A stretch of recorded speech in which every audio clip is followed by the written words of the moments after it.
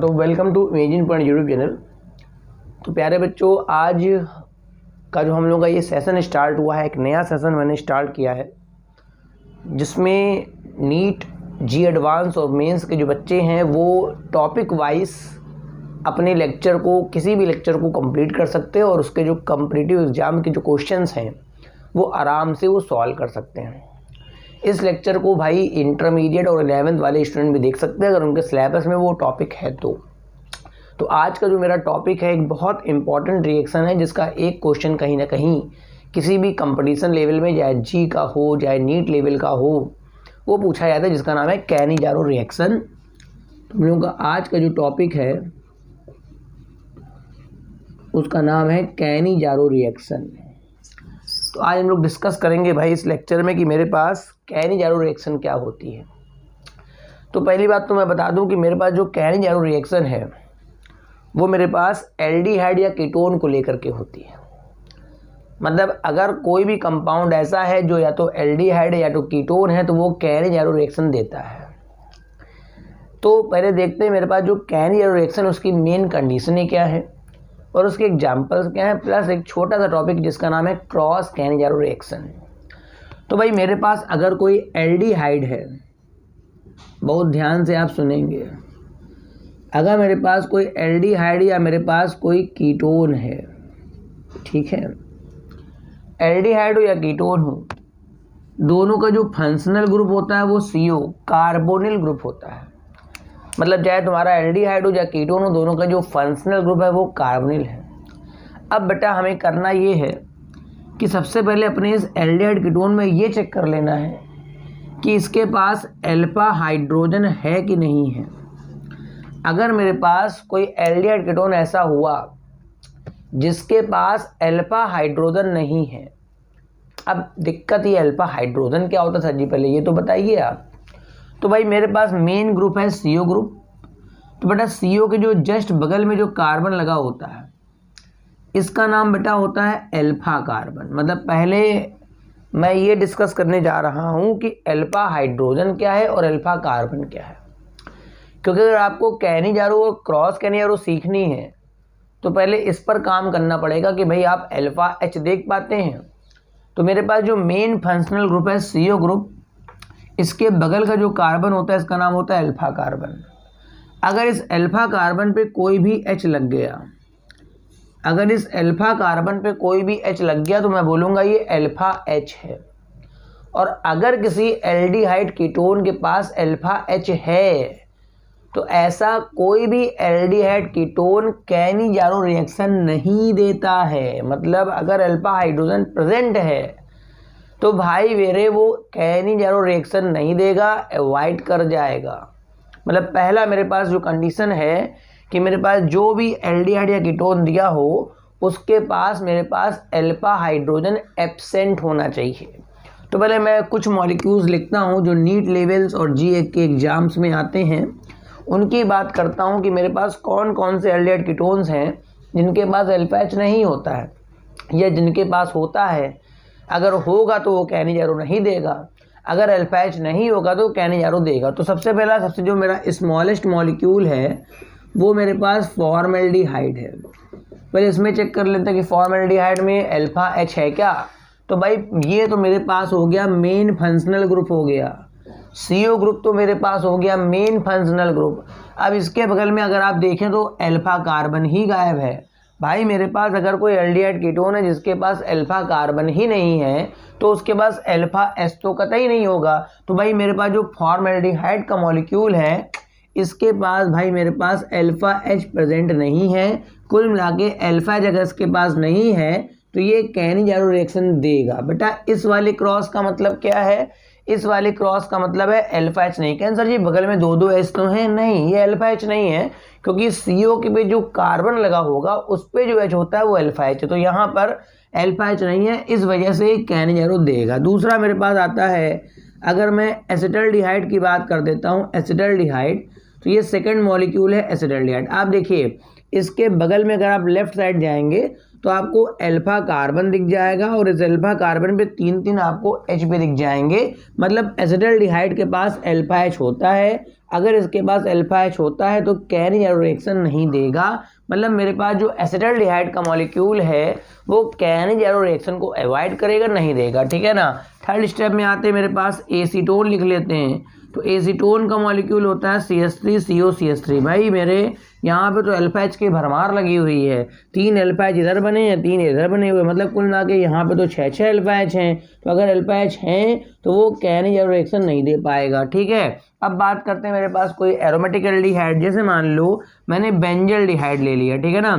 तो बेंजीन लिया मैंने और बेंजीन के ऊपर मैंने लगा दिया CHO, ठीक है। ये मेरे पास बेंजल्डिहाइड है। तो बेंजल्डिहाइड का जो अल्फा कार्बन है बेटा ये बेंजीन वाला कार्बन हुआ, ठीक। तो बेटा इस कार्बन पे तो H नहीं होगा क्योंकि ऑलरेडी इस कार्बन की वैलेंसी कितनी हो गई, 4 हो गई है। तो मेरे पास जो बेंजल्डिहाइड, फिर से देख लीजिए, बेंजल्डिहाइड में जो CHO है उसके बगल में आप देखिए अल्फा कार्बन नहीं है। जब अल्फा कार्बन यहाँ पर नहीं है तो बेंजल्डिहाइड में अल्फा H तो है नहीं, तो इस वजह से जो मेरे पास बेंजल्डिहाइड का मॉलिक्यूल है वो मेरे पास कैनी जारो रिएक्शन गिवन करेगा, ठीक है। तो मैंने अभी एक्सप्लेन करा कि कौन कौन से मॉलिक्यूल्स मेरे पास कैनी जारो रिएक्शन देते हैं और कौन कौन से नहीं देते हैं। अब बात करते हैं कि कैनी जारो रिएक्शन होती क्या है और इसका मेन प्रोडक्ट क्या होता है और इस रिएक्शन को हम लोग और किस नाम से भी जानते हैं, ठीक है ना। तो कैनी जारो का जो स्टेटमेंट है वो देखिए, हमें क्या करने हैं, 2 ऐसे एल्डिहाइड लेने हैं, हमें 2 ऐसे एल्डिहाइड लेने हैं जिसके पास अल्फा हाइड्रोजन ना हो, ठीक है ना। क्या करना है,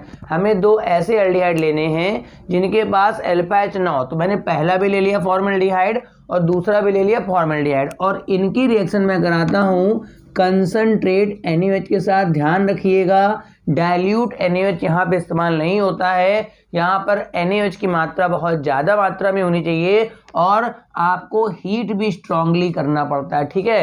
मतलब यहाँ इन 2 बातों का विशेष ध्यान रखिएगा, डाइल्यूट NaOH नहीं चाहिए अपन को और हमें हीट भी करना पड़ेगा। तो यहाँ पे जो 2 मॉलिक्यूल हैं तो उसमें से आप देखेंगे कि एक मॉलिक्यूल का ऑक्सीडेशन हो जाता है, मतलब एक मॉलिक्यूल जो है उसका हो जाएगा ऑक्सीडेशन और जो सेकंड मॉलिक्यूल है उसका हो जाएगा रिडक्शन। मतलब एक मॉलिक्यूल का हो जाता है ऑक्सीडेशन और एक मॉलिक्यूल का हो जाता है रिडक्शन, ठीक है।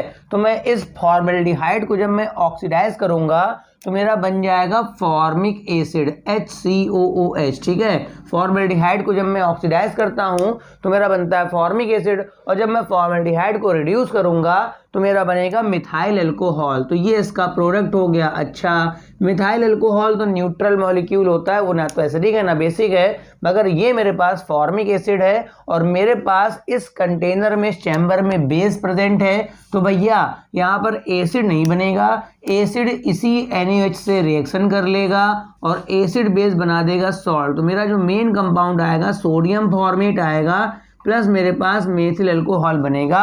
तो ये मेरे पास फॉर्मल्डिहाइड की कैनी जारो रिएक्शन के 2 प्रोडक्ट हैं, एक का नाम है सोडियम फॉर्मेट और एक का नाम है मिथाइल अल्कोहल, ठीक है ना।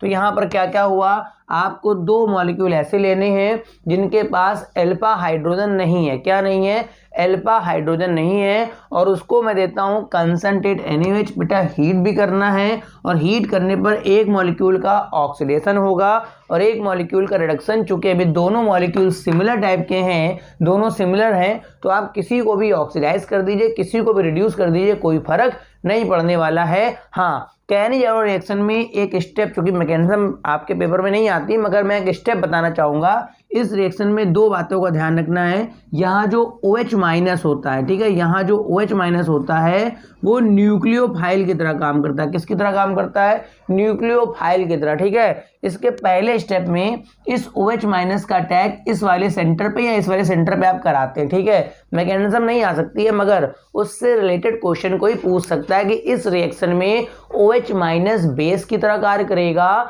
या OH- न्यूक्लियोफाइल की तरह कार्य करेगा। अगर रिएक्शन के पहले स्टेप में OH- प्रोटॉन एक्सेप्ट करता तो मैं बोलता हूँ भाई यहाँ पर ये बेस हो जाता, मगर इसके पहले स्टेप में जो देखा गया है, ऑब्जर्व करा गया है कि this OH- attack at the centre, क्योंकि ये बॉन्ड ऊपर शिफ्ट होगा तो यहाँ प्लस चार्ज आएगा, इलेक्ट्रोफिलिक सेंटर आएगा, तो OH- यहाँ न्यूक्लियोफाइल की तरह काम करता है। और रिएक्शन के बीच में एक स्टेप होता है जिसका नाम होता है हाइड्राइड ट्रांसफर, यानी H- का ट्रांसफर होता है, ठीक है।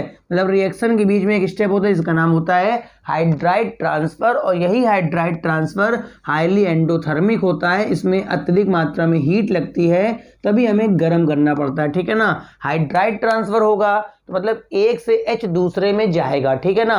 मतलब दो मॉलिक्यूल्स हैं, इनके बीच एक स्टेप लगेगा हाइड्राइड ट्रांसफर। तो जब हाइड्राइड ट्रांसफर होगा तो एक से मॉलिक्यूल दूसरे, एक से H निकल के दूसरे में जाएगा, तो जिसमें H जाएगा ना उसका रिडक्शन हो जाएगा, और जिससे H जाएगा उसका क्या हो जाएगा, ऑक्सीडेशन हो जाएगा। मतलब इस प्रोसेस में यहाँ पर जो ऑक्सीडेशन रिडक्शन चलता है वो वाया चलता है हाइड्राइड ट्रांसफर। और एक बात और ध्यान रखने वाली है कि जो कैनी-जारो रिएक्शन होती है वो रेडॉक्स रिएक्शन में आता है। किसमें आता है, रेडॉक्स रिएक्शंस, ठीक है ना भाई। तो रेडॉक्स रिएक्शंस क्या होती हैं, अगर किसी रिएक्शन में एक मॉलिक्यूल का ऑक्सीडेशन होता है और किसी रिएक्शन में एक मॉलिक्यूल का रिडक्शन होता है तो उसे हम बोलते हैं रेडॉक्स। हाँ, अगर दोनों मॉलिक्यूल सिमिलर टाइप के हैं तो हम इसको बोल सकते हैं डिस्प्रोपोर्शनेशन भी बोल सकते हैं। अगर दोनों मॉलिक्यूल, ठीक है, अगर दोनों मॉलिक्यूल सिमिलर टाइप के हैं तो मैं बोल सकता हूँ डिस्प्रोपोर्शनेशन रिएक्शन। इसको हम लोग क्या मतलब होता है, जिसमें एक ही मॉलिक्यूल का ऑक्सीडेशन होता है और एक ही मॉलिक्यूल का क्या होता है, रिडक्शन, डिस्प्रोपोर्शनेशन बोलते हैं। इसमें हम लोग बोलते हैं कि एक ही मॉलिक्यूल का ऑक्सीडेशन होगा और उसी मॉलिक्यूल का रिडक्शन। तो ये तो मेरा पहला मॉलिक्यूल पहला हो गया फॉर्मल्डिहाइड का, ठीक है। अब मैं बात करता हूँ, मेरे पास अगर मैं दोनों मॉलिक्यूल बेंजल्डिहाइड के ले लेता हूँ, ठीक है ना, अगर मैं लेता हूँ दोनों मॉलिक्यूल बेंजल्डिहाइड के, ठीक है। अभी मैंने पहले बता दिया था कि कौन कौन से मॉलिक्यूल कैनी-जारो देते हैं, ठीक है। तो मैं बता चुका हूँ बेंजल्डिहाइड के पास भी अल्फा H नहीं होता है, ठीक है। तो ये मेरा पहला मॉलिक्यूल बेंजल्डिहाइड का, और ये मेरे पास दूसरा मॉलिक्यूल बेंजल्डिहाइड का, ठीक है। दोनों बेंजल्डिहाइड के हैं। इसको मैं दूंगा कंसंट्रेट, एनएस देना है, बिल्कुल ध्यान रखना है, हीट करना है। तो देखो यहाँ पर भी दोनों मॉलिक्यूल सेम है, तो आप किसी का भी ऑक्सीडेशन करा दीजिए, किसी का भी रिडक्शन करा दीजिए, कोई फर्क नहीं पड़ेगा। ये भी रेडॉक्स रिएक्शन है, ये भी डिस्प्रोपोर्शनेशन के रिएक्शन के, क्योंकि दोनों में से दोनों मॉलिक्यूल सेम है। तो भाई इसको मैं ऑक्सीडाइज करूंगा तो मेरा बनेगा बेंजोइक एसिड। मगर बेंजोइक एसिड चूंकि एसिडिक नेचर का है तो वो बेस से रिएक्शन करके बना देगा सॉल्ट, सोडियम बेंजोएट बन जाएगा। और जब मैं इसका रिडक्शन करूंगा तो ये एल्डिहाइड रिड्यूस हो जाएगा और अल्कोहल में कन्वर्ट हो जाएगा, तो बन जाएगा बेंजिल अल्कोहल। बेंजीन के ऊपर मेरा हो जाता है CH2OH। ध्यान रखिएगा, यहाँ लोग गलत कर देते हैं, सीधे इस जगह पर OH लगा देते हैं, मतलब एक कार्बन ही कहा जाते हैं। तो भाई CH2OH लगेगा, मतलब बेंजिल अल्कोहल मेरा बनेगा, ठीक है। तो ये भी मेरे पास कैनी-जारो है। और जो मैंने पहले लिखा था फॉर्मल्डिहाइड प्लस दूसरा मॉलिक्यूल भी फॉर्मल्डिहाइड, कंडीशन यही थी, यहाँ बना था सोडियम फॉर्मेट बना था, प्लस बना था मेरे पास मेथिल अल्कोहल। देखो ये पहला एग्जाम्पल भी कैनी-जारो का है, ये दूसरा एग्जाम्पल भी कैनी-जारो का है, ये भी डिस्प्रोपोर्शनेशन है, ये भी डिस्प्रोपोर्शनेशन है। मगर अब मैं जो अगला एग्जाम्पल ले रहा हूँ वो क्रॉस कैनी-जारो का लूंगा। किसका लूंगा, क्रॉस कैनी-जारो का, ठीक है। तो क्रॉस दो डिफरेंट के बीच होता है, जो क्रॉस कैनी-जारो है वो डिफरेंट एल्डिहाइड्स लेने, मगर ध्यान रखिएगा दोनों में से किसी के पास भी अल्फा हाइड्रोजन नहीं होना चाहिए, ठीक है ना। जो मेरे पास क्रॉस कैनी-जारो होता है वो डिफरेंट एल्डिहाइड्स के बीच होता है, मगर ध्यान ये रखना है कि दोनों में से किसी के पास भी अल्फा H नहीं होना चाहिए, ठीक है ना। तो मेरे पास जो पहला मॉलिक्यूल है वो मैंने बेंजल्डिहाइड का ले लिया, ये आपका एरोमेटिक एल्डिहाइड है, और दूसरा मैंने ले लिया फॉर्मल्डिहाइड का। आप देख सकते हैं दोनों में से किसी के पास भी अल्फा हाइड्रोजन नहीं है। इसको भी दूंगा मैं कंसंट्रेट NaOH दूंगा और हीट करूंगा। अब यहाँ पर ये दिक्कत आएगी कि मैं इसमें से किसको ऑक्सीडाइज करूंगा और मैं किसको रिड्यूस करूंगा। तो देखो भाई मैं बता दूं कि मेरे पास किसका ऑक्सीडेशन होना है, ठीक है। तो मैं बता देता हूँ C डबल बॉन्ड O ये ग्रुप है। तो इन दोनों में से जौन सा कार्बन, इन दोनों में से जो भी कार्बन जिस पर ज़्यादा पॉजिटिव चार्ज आ रहा होगा, मतलब जो भी कार्बन ज़्यादा इलेक्ट्रोफिलिक होगा। मेरी बात समझो, जब दो डिफरेंट एल्डिहाइड हैं तो यहाँ ये प्रॉब्लम आएगी कि किसका हमें ऑक्सीडेशन कराना है और किसका हमें रिडक्शन कराना है। तो जो भी कार्बोनिल ग्रुप जिसके कार्बन पर ज़्यादा पॉजिटिव चार्ज होगा, मतलब जो ज़्यादा इलेक्ट्रोफिलिक नेचर का होगा वो उस पर हमेशा न्यूक्लियोफाइल पहले स्टेप पे आगे अटैक करेगा और उसी का ही ऑक्सीडेशन होगा। मतलब जिस पर OH माइनस का अटैक पहले होगा वो पहले कहाँ पर होगा, जिस पर कार्बन पे पॉजिटिव चार्ज ज़्यादा होगा। वो मैं कैसे चेक करूँगा कि कहाँ पर कार्बन पे चार्ज पॉजिटिव ज़्यादा होगा। तो देखो बात करते हैं बेंजल्डिहाइड की। देखो भाई बेंजल्डिहाइड में तो कार्बन पे पॉजिटिव चार्ज कम आएगा। क्यों आएगा कम, बता रहा हूँ। ये मेरे पास बेंजल्डिहाइड है, जब ये बॉन्ड इधर टूटेगा, ठीक है, तो इस कार्बन पे पॉजिटिव चार्ज आएगा, मगर चूंकि बगल में बेंजीन लगी है तो वो उस पॉजिटिव चार्ज को कहीं ना कहीं कम कर देगा अपने मेसोमेरिक इफेक्ट के द्वारा। जैसे इस कार्बन में प्लस आएगा तो बेंजीन अपने इलेक्ट्रॉन यहाँ धर देगा, तो यहाँ का जो पॉजिटिव चार्ज है वो कम हो जाएगा। मगर फॉर्मल्डिहाइड में अगर हम लोग देखें तो फॉर्मल्डिहाइड में जब ये बॉन्ड इधर टूटेगा तो इसका जो प्लस है ये प्लस बना रहेगा। मतलब ये सेंटर, मतलब फॉर्मल्डिहाइड का जो कार्बन है वो अधिक इलेक्ट्रोफिलिक होता है। इस वजह से जो ऑक्सीडेशन होगा वो फॉर्मल्डिहाइड का होगा, क्योंकि OH माइनस का अटैक पहले इस पर होगा। यानी कुल मिला के इसका कार्बन अधिक इलेक्ट्रोफिलिक है, इसका कार्बन कम इलेक्ट्रोफिलिक है, तो इसका बेटा ऑक्सीडेशन होगा। इसका क्या होगा, ऑक्सीडेशन। तो ऑक्सीडेशन के बाद बनेगा HCOONA और बेटा इसका रिडक्शन हो जाएगा। तो जब इसका रिडक्शन हो जाएगा तो यहाँ पर बन जाएगा बेंजीन, बेंजीन के ऊपर क्या हो जाएगा, CH2OH। बात क्लियर है। तो आपको अगर दोनों में डिफरेंट अगर आपको एल्डिहाइड देता है तो आपको बस ये देखना है कि ऑक्सीडेशन किसका होगा, रिडक्शन किसका होगा। आपको ये देख लेना है कि कौन सा कार्बन अधिक इलेक्ट्रोफिलिक है। तो ये जो एग्जाम्पल मेरे पास सामने था वो मेरे पास था क्रॉस कैनी-यारो रिएक्शन का, जिसमें दो डिफरेंट एल्डिहाइड्स आपको लेने हैं, मगर ध्यान ये रखना है कि दोनों में से किसी के पास भी अल्फा H ना हो, ठीक है ना। अब देखो मैं एक कंपटीशन लेवल का क्वेश्चन बता रहा हूँ कि मेरे पास एक मॉलिक्यूल दे रखा है, यहाँ पर इधर भी उसने CHO दे रखा है और इधर भी CHO दे रखा है और यहाँ दे रखा है कंसंट्रेट NaOH और हीट कर रखा है। बहुत से बच्चे रिएक्शन को नहीं पहचान पाते हैं।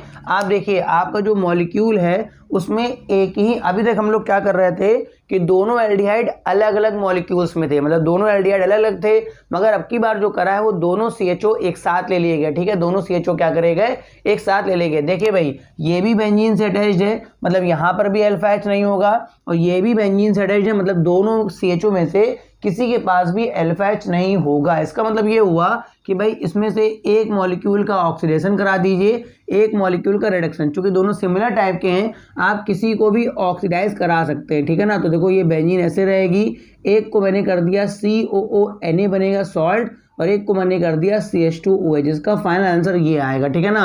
मतलब देखिए रेडॉक्स इसमें लगना क्या था, कैनिजारो, मगर बच्चा पहचान नहीं पाता क्योंकि वो घर से पढ़ के चला फॉर्मल्डिहाइड फॉर्मल्डिहाइड, बेंजल्डिहाइड बेंजल्डिहाइड या फॉर्मल्डिहाइड बेंजल्डिहाइड, मगर ऐसा कुछ नहीं, थोड़ा पढ़ के थोड़ा कम जाता है, ठीक है ना। अब मैं इसी तरह एक और क्वेश्चन देता हूँ, थोड़ा और दिमाग लगाने वाला है। मैंने क्या करा, एक मॉलिक्यूल लिखा यहाँ पर बेंजल्डिहाइड और यहाँ पर नीचे यहाँ पर पैरा पोजीशन पे NO2 लगा दिया, ठीक है, और दूसरा मॉलिक्यूल ले लिया मैंने केवल बेंजल्डिहाइड का। अब मैंने यहाँ पर दे दिया इनको कंसंट्रेट NaOH। इसको भी लोग नहीं पहचान पाते कि भाई मेरे ये कैनी-यारो रिएक्शन। आप देखिए 2 मोल्स ले रखे, मगर भाई उसने एक प्रॉब्लम कर दी कि नीचे यहाँ पर NO2 चिपका दिया। अब वही दिक्कत है कि ये दोनों डिफरेंट मॉलिक्यूल्स हैं। पहली बात तो यहाँ पर ये पता करना है कि ये कैनी-यारो रिएक्शन है कि क्रॉस कैनी-यारो है, ठीक है। तो देखो ये बेंजल्डिहाइड है, ये पैरा नाइट्रोबेंजल्डिहाइड है, दोनों डिफरेंट एल्डिहाइड्स हैं। हाँ अल्फा H किसी के पास नहीं है तो कैनी-यारो तो लगेगा, मगर ये कैनी-यारो नहीं होगा, बल्कि कौन सा होगा, क्रॉस कैनी-यारो। बस अगर क्रॉस कैनी-यारो है तो हमें पहचानना पड़ेगा कि OH माइनस का अटैक पहले कहाँ पर होगा। तो देखो भाई NO2 ग्रुप के बारे में आपको पता होना चाहिए कि एक प्रकार का इलेक्ट्रॉन विड्राइंग ग्रुप है। कैसा ग्रुप है, इलेक्ट्रॉन विड्राइंग ग्रुप है। इलेक्ट्रॉन क्या करता है, खींच लेता है, ठीक है भाई। जब ये इलेक्ट्रॉन खींचेगा तो ये खींचेगा खींचेगा खींचेगा तो यहाँ पर कहीं ना कहीं C डबल बॉन्ड O वाले कार्बन पर यहाँ पर इसके इलेक्ट्रॉन खींचने से पॉजिटिव चार्ज ज़्यादा आएगा। दो तरह से खींचेगा, ये -M से भी खींचेगा और -I से, क्योंकि आर्थो और पैरा पे जो ग्रुप लगते हैं, आर्थो और पैरा पे जो ग्रुप लगते हैं वो मेसोमेरिक इफेक्ट भी देते हैं और इंडक्टिव इफेक्ट भी देते हैं। तो NO2 -M से भी खींचेगा और -I से भी खींचेगा, तो इसका कार्बन जो है वो ज़्यादा इलेक्ट्रोफिलिक हो जाएगा। इस वजह से OH माइनस का अटैक पहले यहाँ पर होगा, और मैंने कहा कि OH का अटैक जहाँ पहले होगा उसका ऑक्सीडेशन होगा और सेकंड वाले का फिर रिडक्शन होगा। तो मैं इसको ऑक्सीडाइज करूँगा तो यहाँ ऑक्सीडाइज करने के बाद बनेगा तो एसिड, मगर बाद में वो सोडियम सॉल्ट बन जाएगा, नीचे क्या चिपका रहेगा NO2, ठीक है। और इसी तरह से इसका रिडक्शन कराऊंगा मैं, तो ये मेरे पास बन जाएगा CH2OH। ये क्वेश्चन बड़ा इंपॉर्टेंट है, क्लेडन की बुक में दे रखा है। तो ये मेरे पास कैनी-जारो रिएक्शन था और इसके मैंने कुछ एग्जाम्पल बताया। उम्मीद है आपको कैनी-जारो रिएक्शन समझ में आ गई होगी। ऐसे एल्डिहाइड्स जो जिनके पास अल्फा H नहीं होता है वो हमेशा देते हैं क्या, कैनी-जारो। अगर सिमिलर टाइप के हैं तो भाई कैनी-जारो होगा, अगर डिफरेंट होगा तो क्रॉस कैनी-जारो होगा। डिफरेंट में आपको ये देखना पड़ेगा अटैक कहाँ पर होगा, जिस कार्बोनिल का कार्बन ज़्यादा इलेक्ट्रोफिलिक होगा वहाँ अटैक होगा, उसका ऑक्सीडेशन होगा, और साथ वाले का क्या होगा, रिडक्शन। तो उम्मीद है आपको ये लेक्चर पसंद आया होगा। अगर पसंद आया होगा तो लाइक कर दिए, शेयर कर दीजिए। अगर आपने चैनल सब्सक्राइब नहीं किया है तो सब्सक्राइब कर लीजिए, क्योंकि आपका फिर तो नुकसान हो रहा है ना केमिस्ट्री में। Thank you for watching the lecture.